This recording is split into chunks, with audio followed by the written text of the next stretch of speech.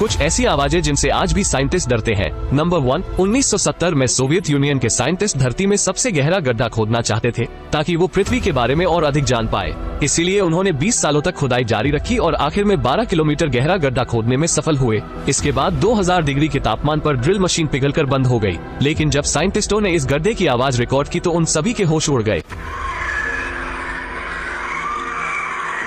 Number 2, 2003 में Chinese astronaut यांग ली अंतरिक्ष में भेजे गए चाइना के सबसे पहले अंतरिक्ष यात्री बने। लेकिन अंतरिक्ष में पहुंचने के बाद उन्होंने बाहर से स्पेसशिप को खटखटाने की आवाज सुनी। ये आवाज ऐसी थी कि मानो कोई आयरन बकेट को हैमर से मार रहा हो। लेकिन उससे भी ज्यादा डरावनी बात ये थी कि अंतरिक्ष में तो कोई हवा है ही नहीं, तो ये आवाज उन्हें कैसे सुनाई दे रही थी।